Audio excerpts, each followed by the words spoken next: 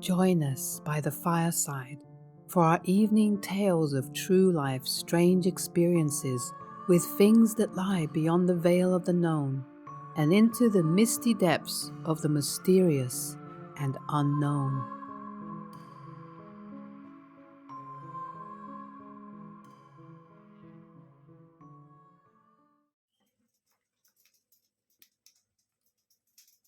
The Wendigo. I'm from Kentucky, and there are a lot of woods around here. And people love guns, and that includes me.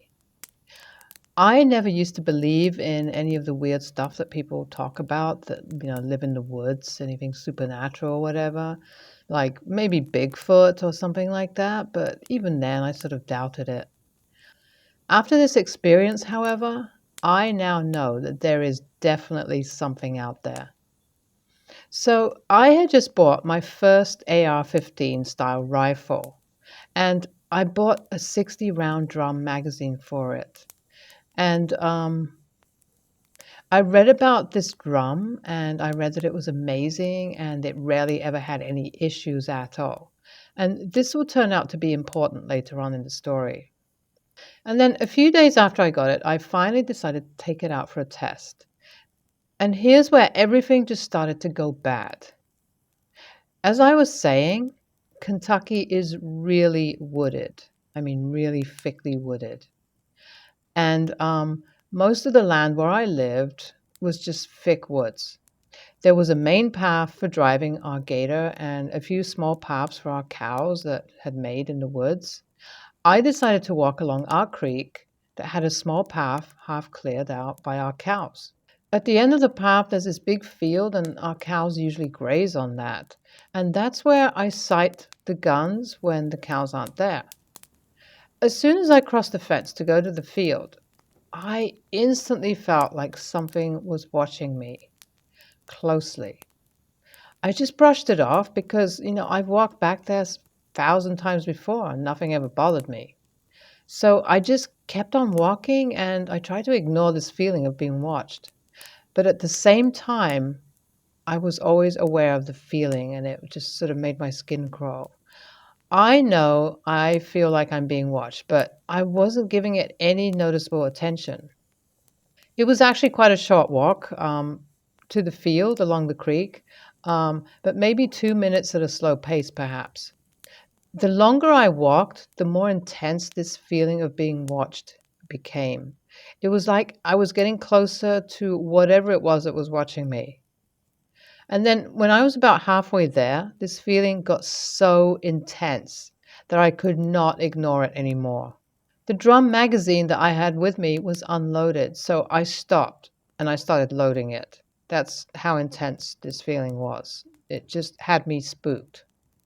I only bought 20 rounds with me because I was just going to sight in my gun, and 20 should have been plenty.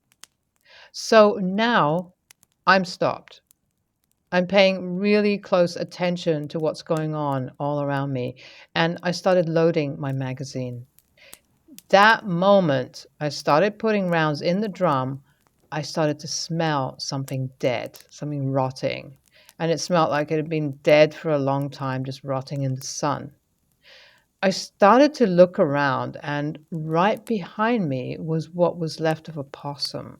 It was torn to pieces. It was almost like it was placed there for me to find. It looked like it had been dead for maybe a day at most, and what I was smelling seemed like it was more decomposed. This obviously didn't sit well with me, so I double timed it on the magazine loading. I guess I should have taken the dead possum as a last chance to turn around, but I didn't. I just decided to keep on going. I'd never had any problems back there, so I kept telling myself that maybe I was just being paranoid and everything was actually okay, and that maybe I was just, somehow making something up in my mind. And then I was almost to the field when I saw this thing. I was at the end of the creek, and the feeling of being watched was just unbearable. That's the only way I can describe it. It was unbearable. And just as I was nearing the end of the creek and the edge of the woods, I heard the splash in the water.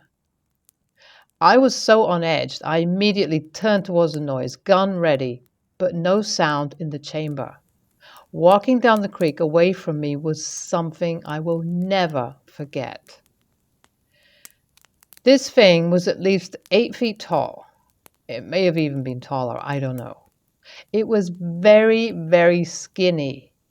Just imagine like a grown man that weighs maybe, I don't know, 115 pounds or something ridiculous, and stretch him out to about 8 feet tall, but his body width stays the same.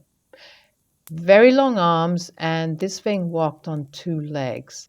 The skin of this creature was stretched tightly across its body, and it made no noise except for the splashing when it stepped into the creek while it walked.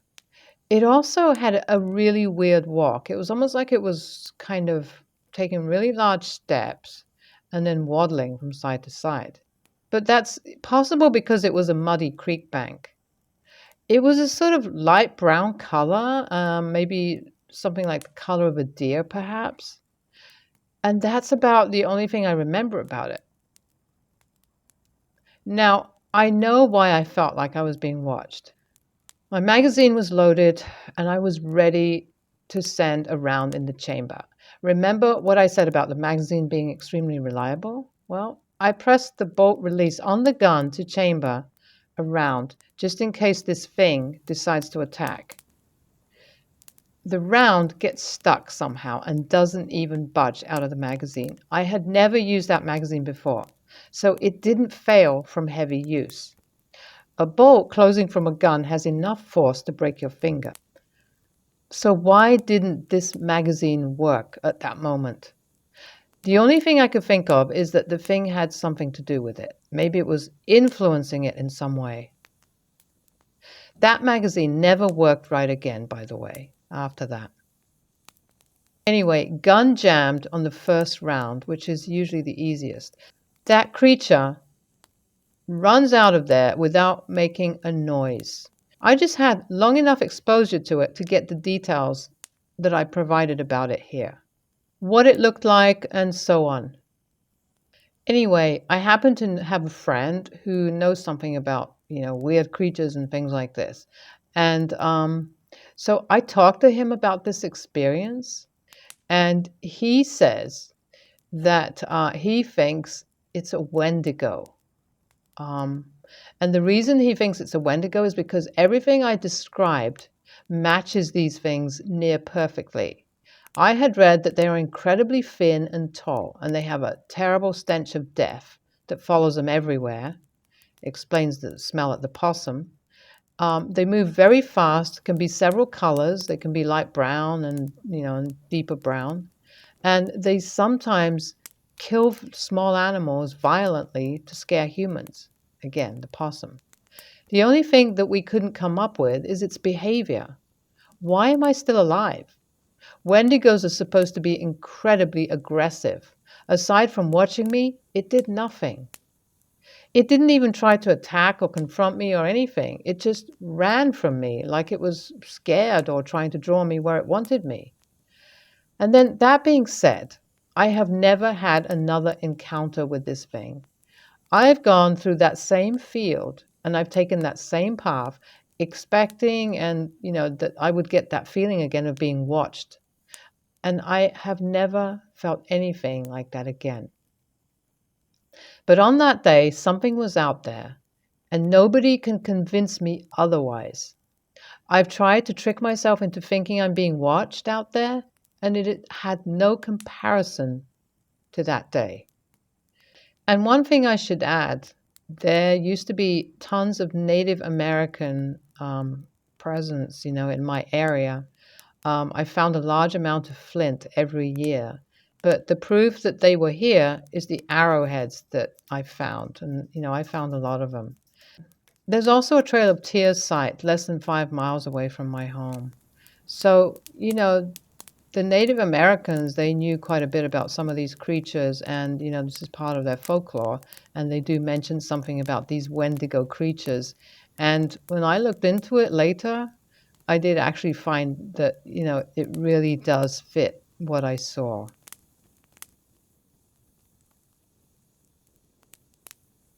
Yeah, that could have been a Wendigo, but it could also be a skinwalker. I mean, I'm not sure what the difference is exactly in the appearance. I haven't really looked into it that much, but I've heard that skinwalkers can be extremely violent as well and just really terrifying. But I don't really know the difference for sure. But either way, these are some pretty terrifying Native American creatures. The skinwalker. I used to live in rural Idaho, and sometimes, there were a lot of stories that I would hear about weird things happening, just cars appearing out of nowhere and chasing you down, and then, only to break pursuit at city limits. Sometimes it'd be weird, sort of humanoid forms that people would see, or um, prowling creatures, around haystacks and around farms, and Bigfoot, just kind of crazy stuff like that. Um, just really kind of unexplained, weird stuff. Anyway, this thing that happened to myself and a few friends a while ago was something that I will never forget. Not some story that they recreate to fit in with the group. It wasn't until we had all sat down one night that we all confirmed each other's stories. I will tell you of the two most convincing stories. This is not some story that they recreate to fit in with the group. It wasn't until we had all sat down one night that we all confirmed each other's stories. I'll tell you of the most convincing stories first. I will start by saying that my grandmother is Native American on my mother's side, Cherokee, I think. What she would tell me was similar to things like, skinwalker stories, though I know them as Navajo tales. So it may be related still and may have influenced her telling of what happened. Anyway, we were about to cross a railroad crossing when the lights began to flash. We didn't see any trains, but my mother likes to follow the rules. Maybe it's a way to teach us to not cross any lights. Whatever it may be, we stopped there, waiting for the lights to stop. All of a sudden, my mother decides to floor the gas pedal. I remember the screech of the tires. We quickly start down winding roads leading to our house. This is really unusual behavior for my mom. And so I asked her, "What's wrong, Mom?" And she told me that there was someone walking up behind the car. I sort of laughed a bit because there are no houses nearby. Why would anyone be out there? And she quickly sped up and told us, "Make sure you're buckled in. It's still following us." We're easily going 40 miles an hour. Surely nothing is that fast. I looked out the back of the car and I saw something that was towering over a 7-foot tall sign. That alone was enough to terrify me. Then all the way home, I kept checking back and asking Mom if it was still there. My mom didn't answer. So I didn't try to ask her anymore. I still get goosebumps today driving down that road. And then the second account that sort of relates to this is something that my friend experienced. I won't elaborate with this story, but I will try to give you enough details. One night, I was hosting a party, just a bunch of friends. My friend Zach shows up suddenly, terrified. We are concerned and we asked him what was wrong, and he tells us of a towering creature that was keeping pace along his car. First, it was running and then dropping to all fours. He quickly describes what he saw. It was a few seconds later that it dawned on me. He lives less than a half mile away from where I saw that creature. In this moment, my friends begin to describe similar encounters, and I tell them about my own. We all decide to stay indoors for the night. A few months later, the same friend is worried again. He was riding his bike next to a cornfield near his home, and he got this feeling like he was being watched. And it was a very similar feeling to when the creature was next to his car. So People are having these experiences out there, and there's definitely something out there, and I think it's a skinwalker, and that's what my mom thinks too. I do often wonder what would happen if a skinwalker was to catch up with you as you're driving along and, and actually, I don't know, if your car broke down or something like that. I mean, what would it do? I mean, can this thing actually really hurt you? I think according to the Native American people, it can. It can probably even kill you, but, I'm just, it's good that you managed to get away from it anyway.